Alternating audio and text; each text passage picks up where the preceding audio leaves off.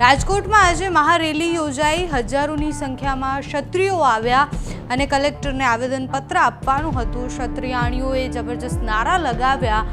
રૂપાલાની ticket રદ કરોના માંગ સાથે જ આવેદનપત્ર આપવામાં આવ્યું। આ બધાની વચ્ચે પદ્મિની બા જે 4 દિવસથી અન્નનો ત્યાગ કર્યો હતો, એમણે ઉપવાસ કર્યો હતો, એ યથાવત હતો અને બધાની વચ્ચે જ્યારે રેલી યોજાઈ ત્યારે આક્રમક રીતના ભાષણ આપતા પણ દેખાયા અને બેભાન થઈ ગયા।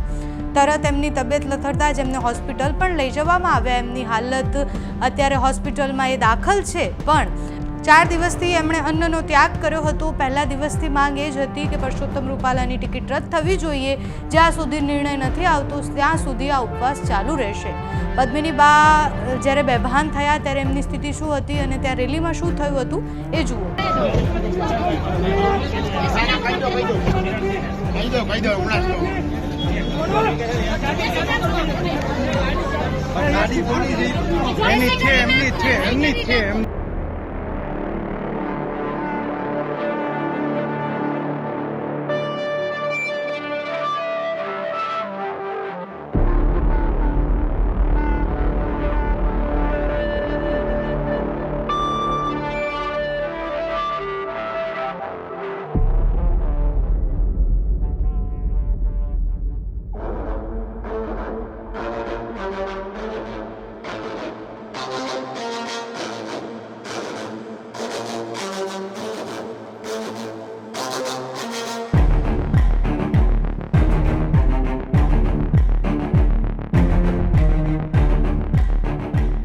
બેભાન થયા એ પહેલા જ એમને એક આક્રમક ભાષણ આપ્યું હતું, જેમાં પરસોત્તમ રૂપાલા અને ભાજપ પર આકરા પ્રહાર કરતા દેખાયા હતા।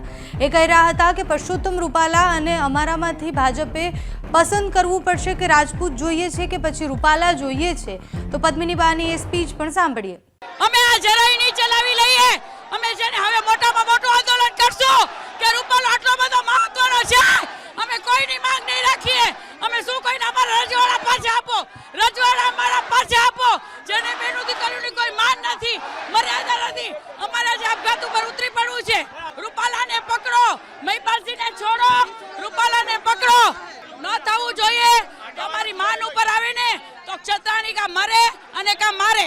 અત્યારે આ વિડીયોમાં બસ આટલું જ। જો તમે અમને YouTube પર જોઈ રહ્યા હોય તો સબસ્ક્રાઇબ કરો, Facebook પર જોઈ રહ્યા હોય તો ફોલો કરો, અમારા વિડીયોને લાઇક અને શેર કરો।